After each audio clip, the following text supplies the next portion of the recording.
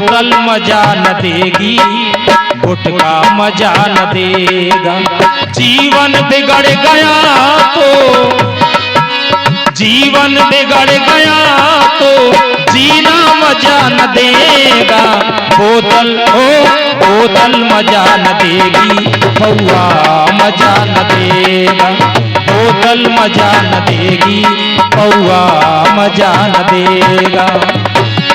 समझा रहा हूं तुमको, समझा रहा हूं तुमको, बर्बाद करना तन को। समझा रहा हूं तुमको, बर्बाद करना तन को।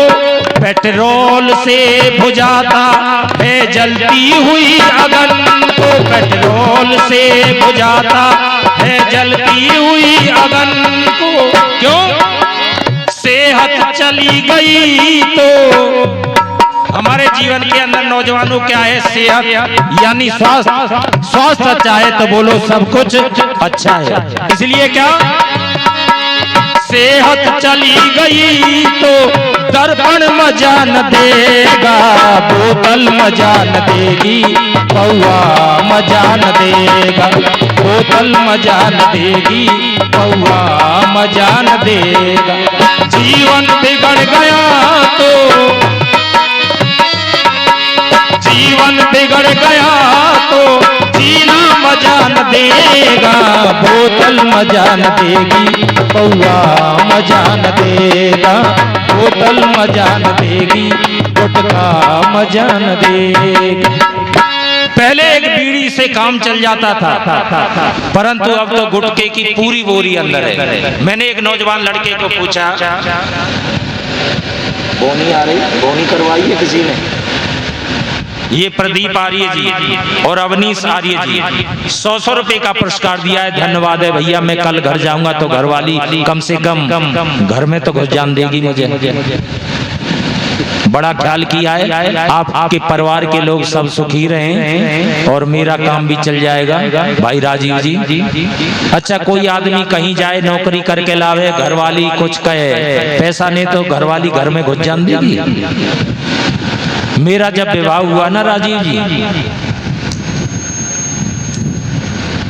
22 वर्ष की उम्र में मेरा विवाह हुआ। कम से कम 23 की उम्र थी।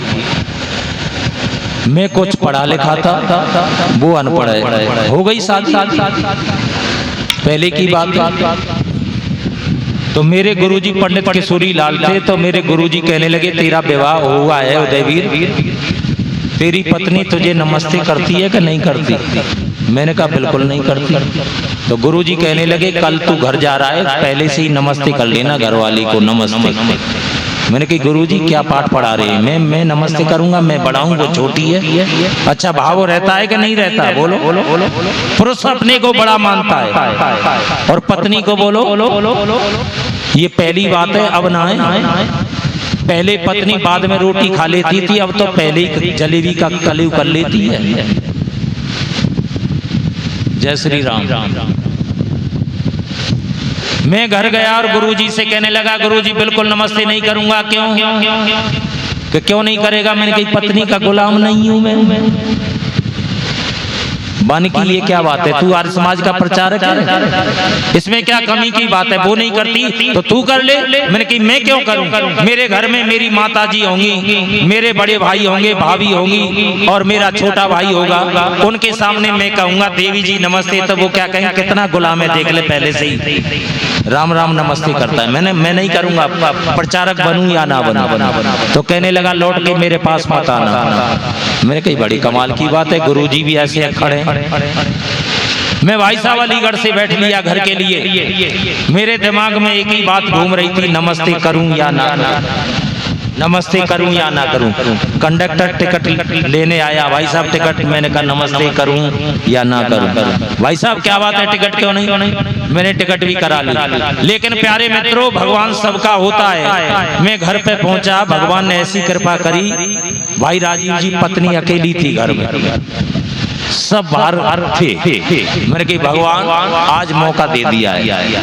मैं सोचने लगा अब तू प्रणाम कर ले। मैंने धीरे से जाकर के कहा, मैंने कहा देवी जी नमस्ते। वो कहने लगी यहाँ से अलीगढ़ तो मैं कोई और नहीं मिली नमस्ते करने को, मैं ही मिली। मैंने कहा भले आदमी तू समझी नहीं है, तू तो करती नहीं है, इसलिए मेरे गुरुजी ने कहा है मैं ही नमस्ते कर लूं। नमस्ते के बाद में पता नहीं उसे कैसे ख्याल आया, अब तक भी पहले से ही नमस्ते कर लेती है। हाँ, जब तक देखो सुनो, एक फैक्ट बात बता रहा हूं, मेरे पास ही आइडिया है। दुनिया के अंदर माँ के लिए बेटा कितना ही बड़ा हो जाए, लेकिन फिर भी बोलो बेटा। अभी 2 वर्ष पहले ही मेरे माताजी का देहांत हुआ। जब भी मैं बाहर से प्रोग्राम करके जाता था, माँ के चरण स्पर्श करता था, तो माँ मेरे सिर पर हाथ घुमा करके पेट पर हाथ घुमाती थी। मैं सोचने लगा मैया सिर पर हाथ घुमाना तो बढ़िया बात है, आशीर्वाद दे रही है, लेकिन ये पेट पर हाथ क्यों घुमाया? तो ओहो ये होती है माँ। वो कहने लगी बेटा उदयवीर तुझे पता नहीं है, तू प्रचार में गया है, मैं ये देख रही हूँ कि तू भूखा है या नहीं, भोजन मिला है या नहीं। माँ को किसकी चिंता है बेटे के लिए बोलो, इसलिए पेट पर हाथ घुमा रही है। सज्जनों, माँ पेट देखती है और पत्नी जेब देखती है। माँ पेट देखती है और पत्नी जेब देखती है, उसे कोई मतलब नहीं।